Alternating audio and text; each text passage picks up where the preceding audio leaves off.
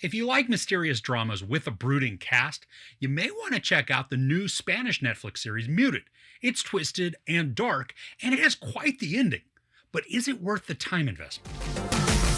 Sergio hasn't spoken since he murdered his parents 6 years ago. Now, a psychiatrist aims to uncover what happened through a twisted investigation. This movie takes voyeurism and makes it both clinical and creepy all at the same time. In the opening scene, we see two people fall to their deaths from this really high balcony. And then we see a young man walking through a ransacked apartment, broken glass just everywhere, and he himself bleeding all over the place. He doesn't speak, and then we're flashed forward almost 6 years. Now, Sergio is the young man, and he's released from prison, but put on parole for the remaining months of his sentence. He's going to wear an ankle tracker, work at a specified location, and basically do his best to stay out of trouble, and then he's all free. But there's a psychiatrist that wants to observe Sergio to get just a better understanding of why he did what he was accused of.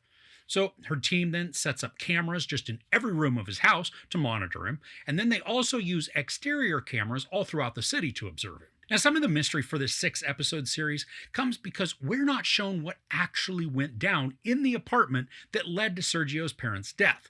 Now, the show does a good job of creating doubt that he was actually the perpetrator. There's also a lot of questions that are raised that address even possible motives. Now, the reason this series is called Muted, or El Silencio, is because that ever since the violence, Sergio, he barely speaks. And when he does, he is uber selective in who he speaks to. This characteristic helps to establish him as a very sketchy and suspicious character. And because he's been in prison for a handful of years, he's not all dainty and passive. He's not afraid to throw a punch or take somebody down, again, working in angles that could prove his guilt, but could also work as a narrative against incarceration and its effects on rehabilitation. Now, I'm not saying the show is preachy or even contains that type of social commentary, but just that his guilt and his innocence are always in question, especially with his outward behavior. Now, part of the story revolves around Sergio trying to find his little sister, but nobody can, or will really, tell him where she's at. So he pouts and he tries to get info just any way he can. And he's obsessed with finding her, which that obsession, it's mirrored by the psychiatrist as she observes Sergio. The show then turns into a very odd and unsettling drama as the psychiatrist goes down paths that are not only prying, but also questionable. Now, some of this is done to create just a sort of steamy atmosphere, the voyeurism mixed with lust and infatuation, but it comes across more creepy and really disturbing than sexy or sensual. Now, while I was drawn into the mystique of Sergio and I wanted to know the truth, the show takes some weird tangents that don't necessarily add to the narrative in a hugely effective or positive way. Sergio is assigned to work at this greenhouse place that's overseen by a preacher, and we can tell pretty quickly that the preacher is more like a TV evangelist with his eye on the money than really just a helpful priest who wants to help guide all of the juveniles back to being productive members of society.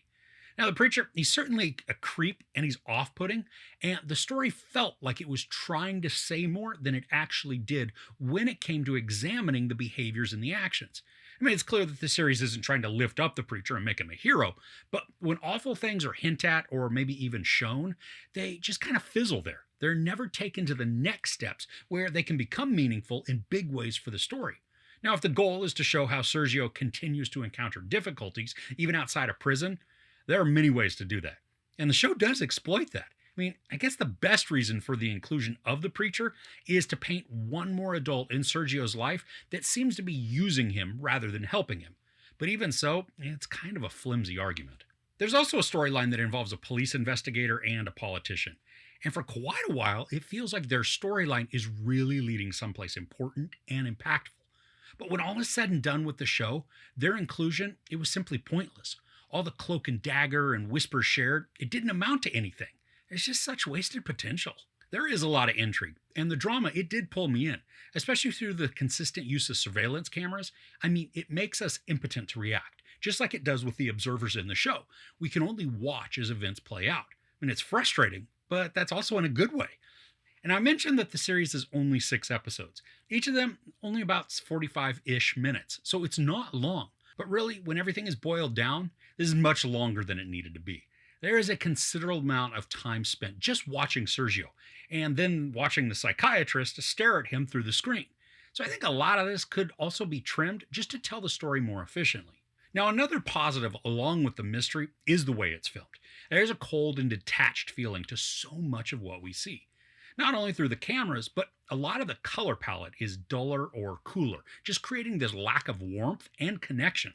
And for me, this worked, continuously reinforcing the isolation that Sergio was experiencing.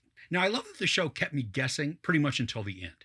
The doubt that's raised was good, but I'm not sure the ending is going to be satisfying. It feels a bit aggravating to spend all the time we do to then get to the resolution that's presented. And then for a final storytelling choice, the series wraps up in a way that's going to cause a lot of frustration and maybe also some good discussion, or perhaps even an argument. So overall, Muted is great at creating a disturbed atmosphere through voyeuristic obsession. The story goes off on too many tangents that weaken the overall storyline, but intrigue and doubt are present throughout, continually examining motive in an effort to understand guilt or innocence.